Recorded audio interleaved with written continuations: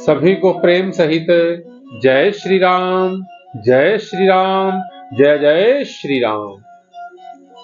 प्राचीन श्री पंचमुखी हनुमान मंदिर हल्द्री की ओर से मैं विशाल शर्मा आप सभी का स्वागत करता हूं हमारे YouTube चैनल सनातनी विशाल शर्मा। आज मैं आप सभी के बीच में लेकर के आया हूं पौष मास शुक्ल पक्ष एकादशी व्रत कथा, जिसको पुत्रदा एकादशी व्रत कथा के नाम से भी जानते हैं। युधिष्ठिर ने भगवान श्री कृष्ण जी से पूछा कि हे प्रभु, आपने बड़े ही प्रेम पूर्वक मुझे सफला एकादशी कथा सुनाई, जो कि पौष मास कृष्ण पक्ष एकादशी की होती है। अब मैं आपसे पौष मास शुक्ल पक्ष एकादशी व्रत की कथा सुनना चाहता हूं। पौष शुक्ल पक्ष एकादशी को किस नाम से जाना जाता है? भगवान श्री कृष्ण ने कहा कि हे अर्जुन, इस एकादशी को पुत्रदा एकादशी के नाम से जानते हैं। एकादशी व्रत के नियम प्रत्येक कथा के अंदर आपको बताए जाते हैं, तो जल्दी से कथा के अंदर आपको बताएंगे, क्योंकि बहुत सारे ऐसे श्रद्धालु हमारे साथ जुड़े हैं जो 15 दिन के बीच में नए जुड़े हैं, तो इस कारण हर कथा के अंदर हमें थोड़े से नियम बताने पड़ते हैं। एकादशी व्रत की कथा व्रत जो है दशमी से ही प्रारंभ हो जाता है। दशमी की शाम को चावल का सेवन ना करें, साग पत्ते वाली सब्जी का सेवन ना करें, शहद इत्यादि का सेवन ना करें, कांसी के बर्तन में किसी प्रकार भोजन का सेवन ना करें, और किसी दूसरे के घर से बने हुए अन्न अनाज का सेवन ना करें दशमी के दिन से, दशमी की रात्रि। उसके बाद एकादशी के दिन सुबह व्रत रखने उठें, नित्य क्रिया से निवृत्त होने के बाद जब स्नान के लिए आप जाते हैं, तो उस समय मां गंगा का ध्यान करें कि हे मां गंगा, पतित पावनी मां गंगा, मैं आपका आवाहन करता हूं या करती हूं कि इस साधारण जल में स्नान करने से मुझे मां गंगा जल में स्नान करने का पुण्य प्राप्त हो। इस प्रकार प्रार्थना करें और स्नान करें, और उसके बाद भगवान की पूजा करें। भगवान श्री कृष्ण जी की नारायण के रूप में पूजा करें। तो ये थोड़े से नियम आपको बताए।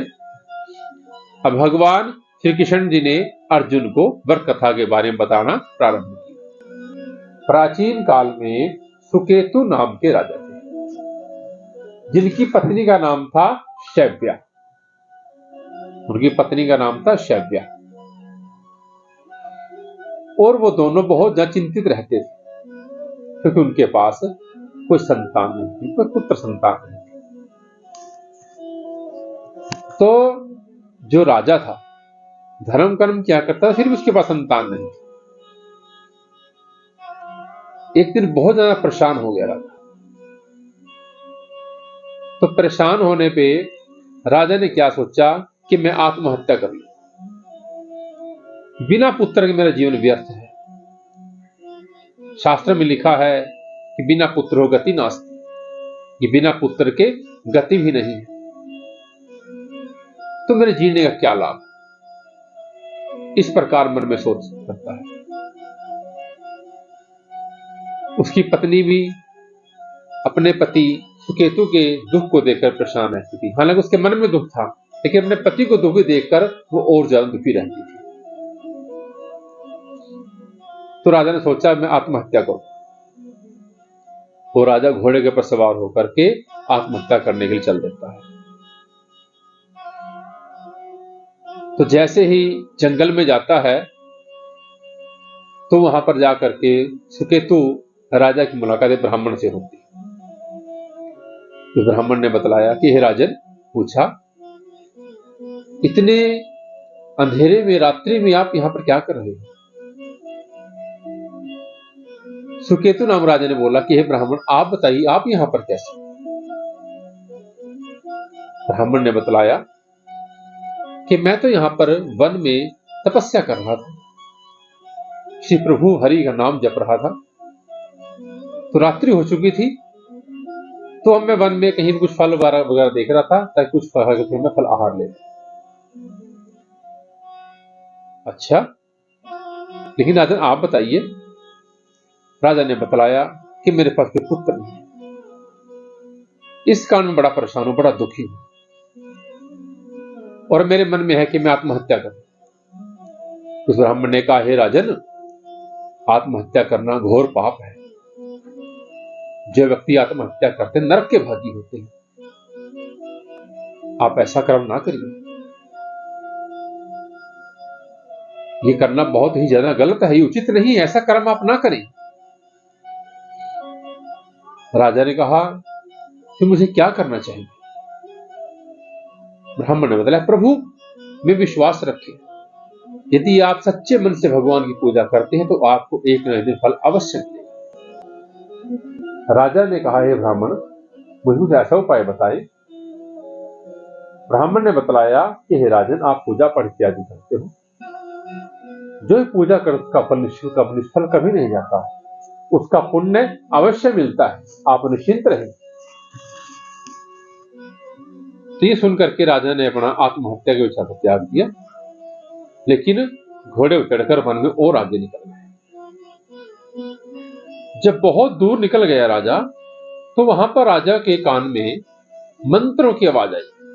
कहीं पर मंत्रों की आवाज चल रही है कि मंत्र कहीं, ये मंत्र कहां से आवाज आ रही है,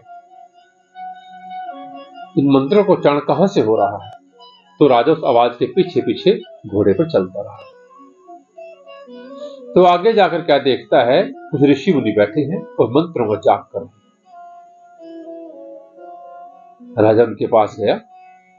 जैसे ही राजा उनके पास पहुंचा, राजा का दायां हाथ और दाईं आंख जो फड़कने लगे। अब पुरुष के को जब दायां अंग में फड़कता तो शुभ होता है, और स्त्री के बाईं अंग फड़कने शुभ मानी गई। श्री राम स्तुति यदि आप पढ़ते हैं, सुनते हैं, बिल्कुल अंत में सोरठा आता है, सिया ही हर्ष न जाई कहीं, जानी गोरी अनुकूल, वाम अंग फरकन लगे, मंजुल मंगल मोल। तो मां सीता के बाएं अंग फड़के जब शुभ शगुन मिला।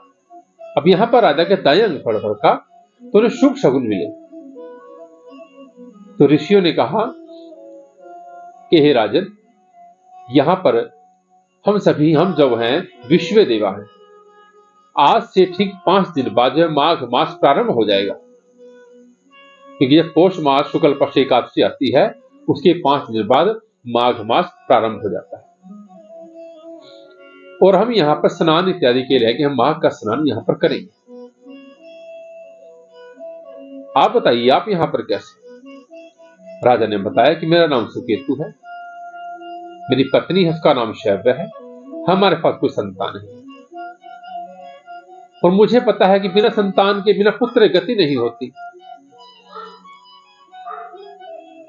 पुत्र प्राप्ति वाले बहुत अनेकों उपाय किए, लेकिन पुत्र नहीं प्राप्त हुए। विश्व देवा ने कहा, ये विश्व देवा हैं, ये सभी विश्व के पुत्र हैं। उन्होंने कहा कि हे राजन, आप पुत्रदा एकादशी का व्रत करें। आज पुत्रदा एकादशी है, सौभाग्यवश आप यहां पर आए, हम आपको बताएं आप इस एकादशी का व्रत करें। राजा ने कहा, प्रभु मैंने बहुत व्रत किए, अनेकों व्रत किए हैं। तो सभी विश्वदेवा ने कहा कि हे राजन, आप हमारे कहने से पुत्रदा एकादशी का व्रत करें, भगवान आपको अवश्य फल देंगे। जाओ, हमारा आशीर्वाद है, आपको अवश्य पुत्र की प्राप्ति होगी। राजा सारे व्रत की विधि सुनी कि प्रभु इस दिन भगवान को क्या अर्पण करना चाहिए। विश्वदेव ने बताया कि पौष मास शुक्ल पक्षी एकादशी को भगवान को जो है गाय के दूध से बनी ही वस्तुएं अर्पण करें। कुछ भी बनाए गाय के दूध से। गाय के दूध से आप दही जमा के भगवान को भोग लगाएं। गाय के दूध से मावा, पेड़े, कुछ भी जो आप बना सकते हैं, गाय के दूध से भगवान को अर्पण। और गाय के दूध का ही इससे सागार लिया जाता है। और यदि गाय मिल जाए बछड़े वाली, कोई ऐसी गाय है जिसने बछड़ा दिया हुआ है, तो उस गाय के दूध से वो मिल जाए तो बहुत और अच्छी बात है। तो राजा ने बछड़े वाली गाय का दूध लिया, भगवान को दूध से बनी कुछ वस्तु जो बन पड़ता समय अनुसार तो भगवान को अर्पण किया, और गाय के दूध का स्वयं भी सागार लिया, और भगवान से प्रार्थना की कि प्रभु मैंने बड़े भाव से आपकी पूजा की है, इस पूजा को आप स्वीकार करें। अपने महल में वापिस आया और एकादशी व्रत प्रारंभ कर दिया। हर एकादशी व्रत रखने से प्रारंभ कर दिया। उसकी पत्नी ने भी, शैव्य ने भी एकादशी व्रत रखने प्रारंभ किया। समय बीतने पर वो घड़ी भी आई जब उनके यहाँ पुत्र ने जन्म लिया। भगवान का ढेरों गुणगान किया कि प्रभु की कृपा से आज हमारे पुत्र की प्राप्ति हुई। तो पुत्रदा एकादशी की अनेकों महिमाएं हैं। छोटी सी महिमा कथा आपको बताई है। और अंत में, जैसा कि आप सभी को विदित है कि कल 22 जनवरी है, श्री राम लला जी अयोध्या में पधारेंगे, उनकी प्राण प्रतिष्ठा का कल दिन है। वैसे तो ये संदेश काफी समय से हम आपको बताते आ रहे हैं, हर कोई जानता भी है, बच्चा जानता है कि 22 जनवरी, अरे 22 जनवरी को क्या है, लेकिन फिर भी संक्षेप में थोड़ा सा आपको बताऊंगा कि कल 22 जनवरी दिन सोमवार, कल सुबह प्राचीन श्री पंचमुखी हनुमान मंदिर हल्द्री में एक यज्ञ का आयोजन किया जा रहा है, जिसको यदि हम महायज्ञ बोलते तो सही होगा, कोई गलत नहीं है। क्योंकि ये यज्ञ का आयोजन किया जा रहा है, यह त्रिकुंडीय यज्ञ, जिसमें संपूर्ण सुंदरकांड जी के पाठ के द्वारा आहुतियां डलवाई जाएगी। अपने आप में ही एक अविस्मरणीय पल होंगे।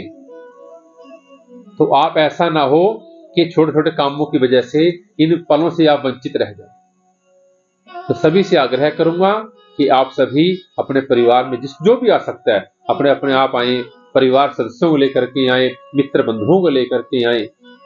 यदि आप स्वयं आते हैं तो बहुत अच्छी बात है, पुण्य की बात है, लेकिन यदि आप किसी को अपने साथ लेकर के, बहुत ये उससे ज्यादा पुण्य की बात है कि आप तो भगवान का नाम ले रहे हैं, लेकिन आपके कारण आपने दूसरे को अपने साथ लेकर के आए। तो संपूर्ण सुंदरकांड जी के पाठ के द्वारा हवन यज्ञ संपन्न होगा, पूर्ण आहुति डलेगी, प्रसाद वितरण होगा, भंडारे का आयोजन है।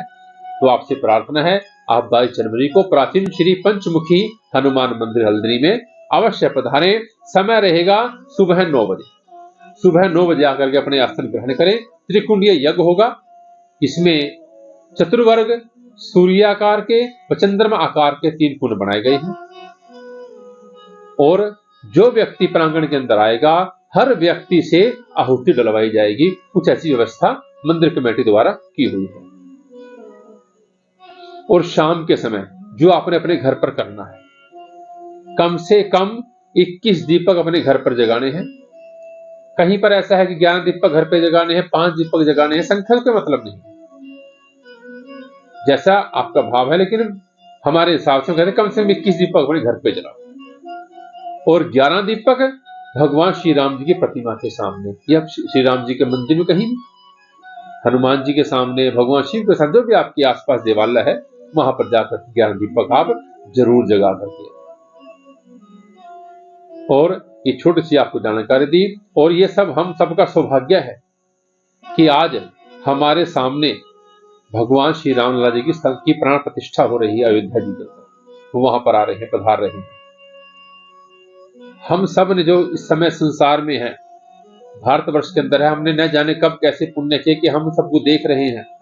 हम साक्षी हैं इस बात के, हम गवाह हैं, क्योंकि सैकड़ों व्यक्ति ऐसे जा चुके हैं जिन्होंने बहुत संघर्ष किया, और संघर्ष करते करते वो चले गए।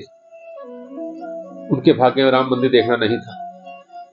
और एक हमारे जैसे हैं जिन्होंने शायद कोई संघर्ष भी नहीं किया, और फिर भी हम देख रहे हैं। ये प्रभु की कृपा है।